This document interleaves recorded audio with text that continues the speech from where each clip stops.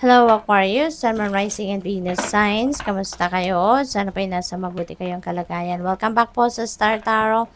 Kung bago kayo rito, welcome din kayo. Thank you for your support. I truly appreciate it. God bless you all.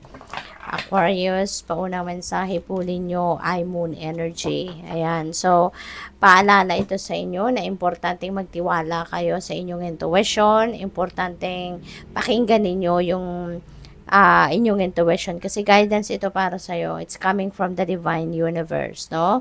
At saka pwede rin na siguro ang iba sa inyo merong mga tawag dito, meron kayong pinag-aalala, 'di ba? Nalilito kayo about something. So pakinggan niyo lang yung inyong intuition kasi it will lead you to the right path. It will lead you to the right direction, okay? What else? We have balance. Ayan. So, balance will be back in your life. No? Finally, may babalik mo na yung balanse sa buhay ninyo. Maaring magkakaroon na talaga kayo ngayon ng kalinawan sa inyong isipan or pwedeng magkakaroon kayo ng mga bagong ideas na makakatulong na mabalanse ang inyong sitwasyon. So, pwedeng ganun ang ganap. Pwede rin na meron ditong pagkakaintindihan na mag-a-arise between you and another person or a group of people kasi baka magkakarinigan na kayo ng mga points of view ninyo, magkakarinigan na kayo ng mga opinion ninyo, no? At maaaring maging maayos ang inyong samahan lalo. What else? We have the star. Wow. So, magiging sikat ka ngayon. You will be famous. You will be,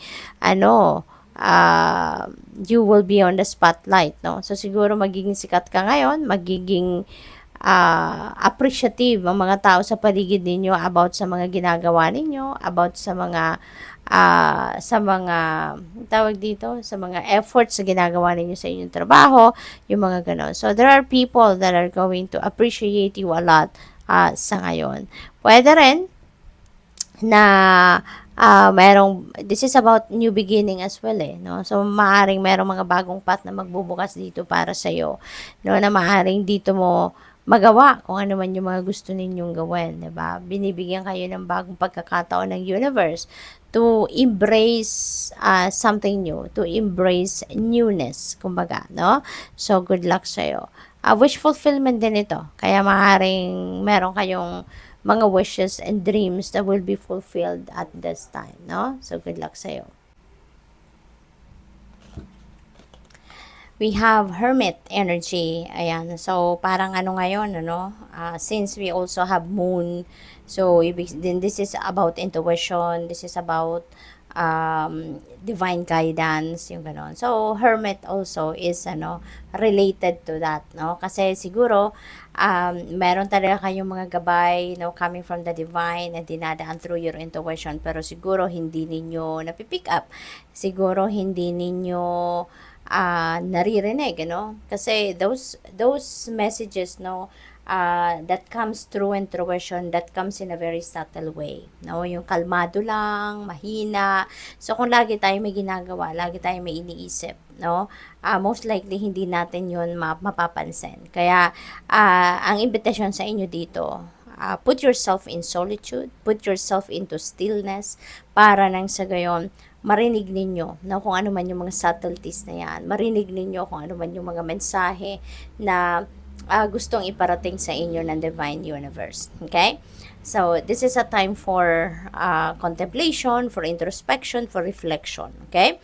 Pwede rin ang iba sa inyo siguro you are also finding that your purpose, so siguro nakikiramdam or makikiramdam din kayo sa sarili ninyo kasi maybe hinahanap din ninyo ngayon yung deeper meaning of your existence. Baka hinahanap din ninyo ngayon, ano nga yung purpose ko sa buhay? Ba't kaya ako nandito? 'Di ba?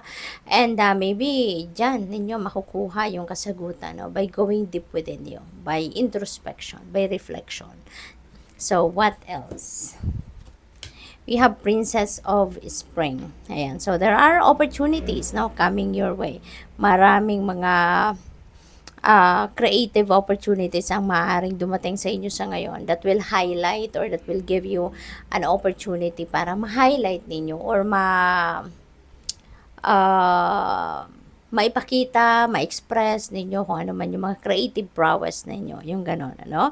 So, there's going to be a lot of, creative spark na maaaring lumabas, no, dito with these opportunities.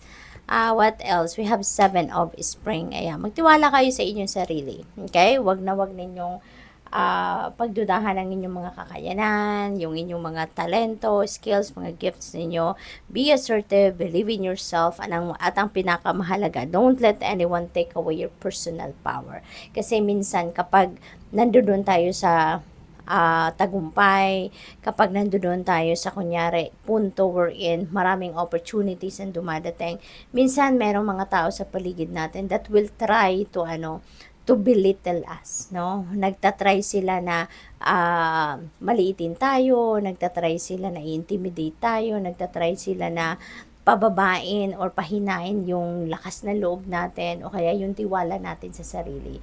Kasi nakikita nila, no, na papunta ka sa pag-asenso, papunta ka sa pag-progress kasi may mga oportunidad na dumadating sa'yo. Kaya kahit hindi totoo, pwedeng gawan ka ng fake news, pwedeng ikaw mismo, pwedeng kausapin ka, at you know what, yung yung pagsasabihan ka ng something na makakapagpababa ng inyong self-confidence. May mga ganong klaseng tao. Kaya wag ninyong hayaan na mangyari yun sa inyo. No? Alam mo, ikaw lang ang tanging nakakaalam, nakakakilala sa sarili mo. Kaya you know that you have that enough talents, skills, and gifts to carry out your dreams, to carry out your heart's desires. Alam mo, kilala mo ang sarili mo. Kaya wag kang papadala sa mga pang-i-intimidate ng mga ibang tao, no? Yung pag-discourage sa inyo ng ibang tao, no? Don't allow that to happen. So, good luck sa'yo. Thank you for watching. Love and light. Namaste.